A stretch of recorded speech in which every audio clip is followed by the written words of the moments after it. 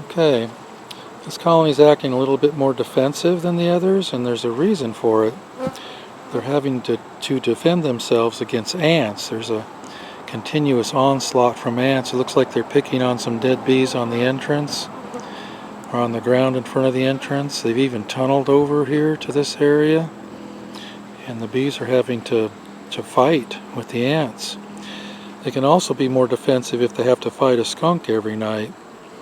So just something to consider when you run across a colony that seems to be meaner than normal. Make sure it's not having to do battle with something. This is one of those times I think I would like to solicit in the comments from people what they do to combat ants in the bee yard. I know a lot of different homemade remedies are out there. I'd like to hear what people are doing for ants. You can always use ant bait, of course, but I'm sure there are a lot of homemade remedies for this problem. So put them in the comment section, please. Just got through giving this yard its second dose of Apagard. I'm talking about mite treatments and mite counts and mite this and that a lot, but it's what we're into right now, so it's what I have to report on. There's a point or two here of interest. We did a thorough wash on this entire yard about a month ago and treated some of the colonies that had higher numbers, and the zeros and the ones and the twos were left alone. Did not treat them. Now a month later we're finding that some of those 0, 1s, and 2s have risen a little bit, which of course makes sense because these bees have almost no brood in them at the moment. We've been in a pollen dearth and they've shut down, and now there's not as much places for the mites to hide as there was a month ago. And we've chosen to treat some of the ones that we did not treat the first time. And we did another little experiment in here.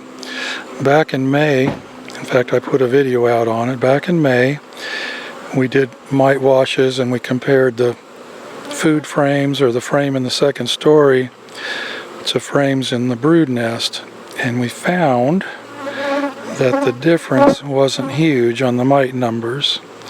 Food frames totaled 64 total and 81 in the brood frames. Yes, there is a difference, but I was trying to figure out if we could just use the frames in the top box and not have to dig down into the brood box. And at that time we were of the opinion that it's not as accurate, but it was accurate enough to give us a good idea. Now this time of year we're trying to get more particular. We really want to know what's accurately going on in these colonies. So in this yard we just did the same routine on the double deeps. We took a frame out of the top and washed it, and took a frame out of the brood nest below and washed it. And here were the results. Top box, we got a total of 26 mites in our washes. In the brood box, open brood, we got 53. A little more dramatic of a difference than we had earlier in the season. I can't say why. I don't know if it has to do with the month or the weather. I really don't know. But this is enough of a difference now to where from this point forward for the rest of this season we will be digging into the brood nest to do all of our mite washes to make sure we're getting a more accurate count. And you can see how some of the numbers are different, and oddly enough in some cases we got more mites in the top box than the brood nest, but not a lot. So again, I think the frames in the brood nest are giving us a more accurate count than the frames in the upper box on the double deeps in these colonies. And we do at this date still have some colonies that are not being treated. There's one, there's several in here, there's one over there. Now those are colonies that are showing a 0 or a 1 at this time, and we will check them one more time in September before this season is over. Right now it's August 13th. We'll check them again in September to make sure we've not made a mistake, but we're still poking and prodding and looking for these colonies that are showing mite resistance, and we do have a bunch, more than I expected this year. We've got many. I'm going to take a wild guess that 25% of our outfit this year will not need mite treatments. That's the way it's looking today. Might change that number a little bit as we go forward in September, but my guess is right now we got a lot of colonies that will not need any treatment. still full of bees, even though there's no brood. These bee numbers will diminish, continue to diminish with time. By the time the apigard is over, they will be much smaller beehives. And that's okay. I'd rather try to put 6, 7, 8 frames of healthy bees through the winter than 10 or 12 that got a mite load on them. Another thing about using apigard is it has somewhat of an antiseptic influence. I think it's really actually healthy for the colony to get a little bit of that thymol in there for a while. And as can be seen, we fed again. The double deeps are not light, but we are trying to start to gain a little weight. We'll have all of our feeding done by sometime in October. We're using 1 1/4 part sugar to 1 part water at this time, a little thicker than 1 to 1. They will not need stimulation in a few weeks when this apigard is over, and the goldenrod will be coming in a strong way, and that pollen is fresh pollen is very stimulating to a colony. We can feed a little thicker syrup at that time and not try to stimulate with syrup. Pollen will do the job. Good colonies all in all, good yard of bees. It's warm today. It's a high of 90, which technically is a bit too warm to be applying apigard. And then over the next few days, it's actually going to climb up to 93, 94, maybe 95 in about 5 days. So these colonies have already received 1 full treatment about 10 days ago, and today we're giving them a half treatment. And even that's questionable with these temperatures coming up, but I think because today's only 90, I think we'll get away with it. If it was much warmer than that, I think we'd have to give them an even smaller dose than half, like perhaps a quarter, and then come back every 2 or 3 or 4 days with a quarter dose. In this case, we'll be back in 5 days after giving them a half dose.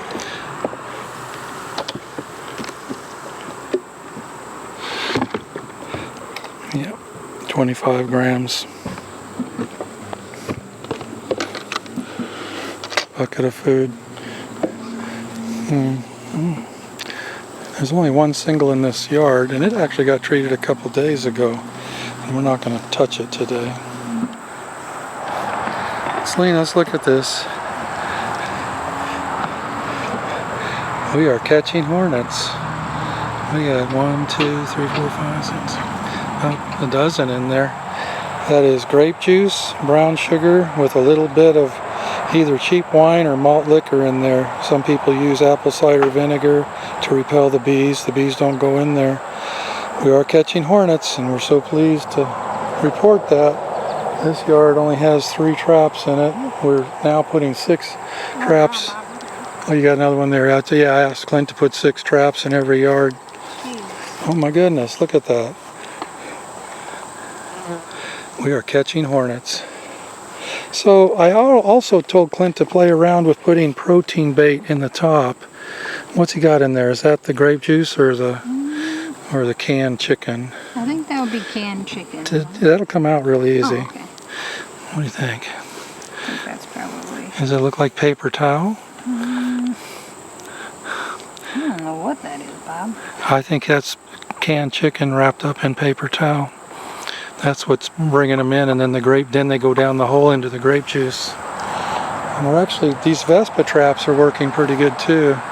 Both traps are working. We carry 2 types of traps in our store.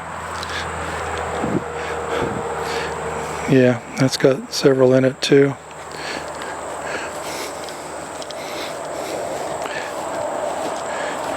Got any in that one? This one looks like it was just recently refilled. Just cleaned, okay.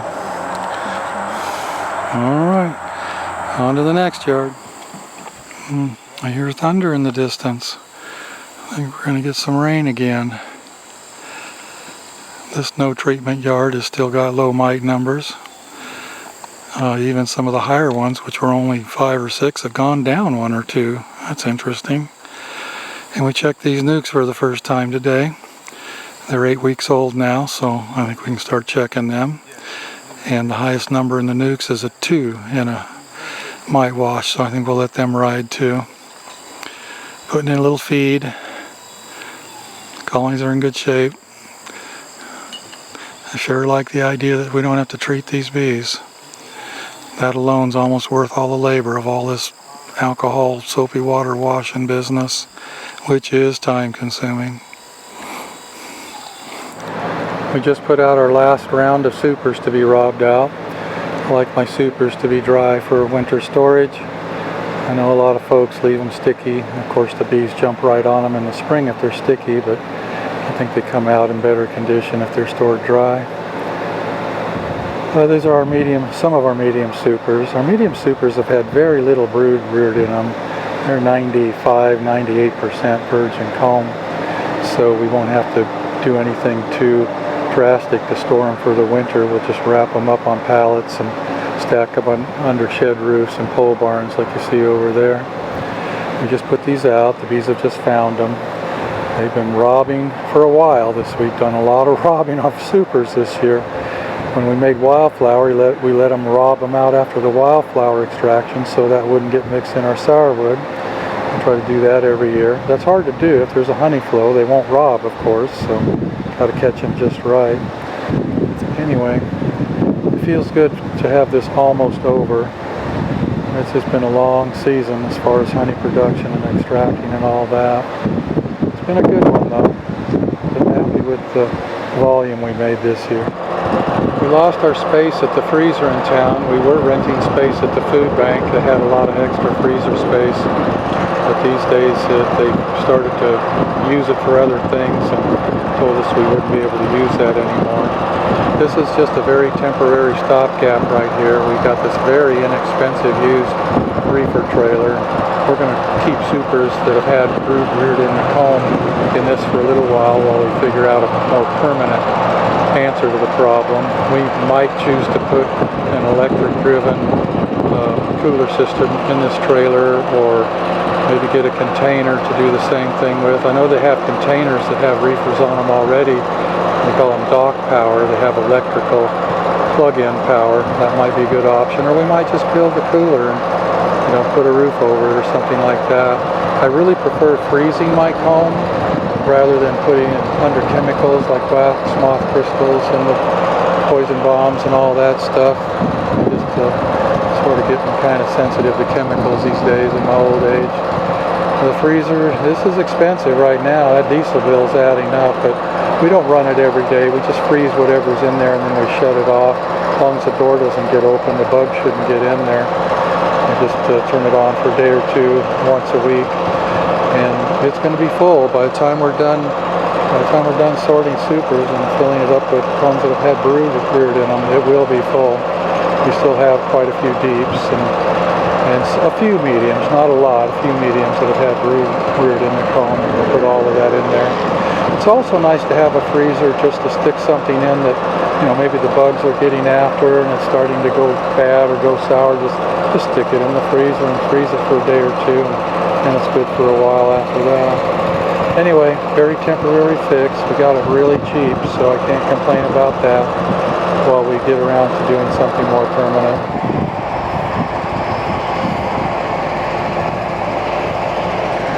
There's our truck fleet. I don't wear trucks out like I used to. I used to have to replace a truck every 5 years. Now I don't have to because we don't travel out of the region anymore. Just repair them and keep them. The wood shop's been really busy. We have a lot going on in that building. Almost seems like I need another employee. I've got 3 guys in there right now, and they're barely keeping up with orders and our own needs and stock for the store and all that. Philip's going back to college. He's been here all summer long. This was your second summer, right, yep, with us? Summer, yep. He did a heck of a lot of honey extracting this year, and a lot of woodwork in the wood shop too. We're really going to miss you. This is a good kid right here. Good, clean kid, and he somehow seems to survive John and the rest, so we were just talking about that. A miracle, actually, he said. Yeah, it's a good one. Now, all those people are really good, but Philip's just a clean person, and we've just loved having him around, and we're really going to miss you. And he says he'll try to come back next summer, so we're looking forward to that. So he's learned every tool, every machine, every forklift, everything around here. And he's been busy building lids. Right today he's been building nuke boxes, Cypress nuke boxes with HDO bottoms and tops for the store. And a lot of tops and bottoms out of HDO. And he's learned all his equipment. And I think that's good experience for somebody that's going to college, come to a place like this for a summer job. So now I'm going to ask you, what's your career choice? What are you shooting for? So I'm currently majoring in ecology and environmental science. So Ecology and environmental science. And where's that going to take you? What kind of job? I don't know like specifics yet, but I'd like to get in like the area of like field research and possibly like a job in a lab or something like that. So you've been at it for 2 years. Will you get your degree in 2 years? Yeah, I'm a rising junior, so I'll be graduating in about 2 years' time. So. All right, cool. We'll look forward to having you back next year. All right, thank you. Well, the old extracting system did a good job this summer. The only thing we had to do during the whole season was replace a belt on the capping spinner there. This is an old machine. I purchased it in 2003, and I've had it all this time with minimal work. We replaced the chains last winter and the bushings the year before, and knives and hoses a time or two, but other than that, it's been a really good machine. 60 frame Cowan with a Cowan on capper and deboxer. Cook and Beals spinner, old. I bought it, it was old, and it's still working. We processed a lot of honey this year. It's been our best year for volume in a while. It's probably been 4 or 5 years since I made as much honey as I did per colony this year. We had a really good sourwood crop. It's dark in color, which is very disappointing, but the flavor's good, and we're selling the heck out of it. A lot of sourwoods left here in the last couple of weeks, so that's a good thing. People don't seem to be afraid of that darker color. We're really still not sure why it's darker. There's been lots of suggestions, but I'm not sure why it is. Anyway, I just wanted to report on our system. Worked really good. And of course, that's a Cook and Beals heat exchanger right there. Sump tank down there with a progressive cavity pump, pumping all this stuff up. Yeah, it's been a good season. Happy with the results. Okay. Major Friday cleanup. Do it every Friday. Deep clean everything. Wipe it all down. And this room's really clean otherwise. I often say you could eat off the floor, and it's pretty true, really. These guys take cleaning seriously, and thankfully they do. I'm so glad I don't have to harp on them about it. A lot of honey flows through this room. We're thinking of extending our little short line there. We've ordered a heat tunnel for the heat sensitive seals under lids. And we're going to be looking at a cap installer perhaps to go to it. This room's going to get pretty crowded, but we need to make things more efficient. It's all about efficiency. Doing more with less, or perhaps more with what we already have. Yeah.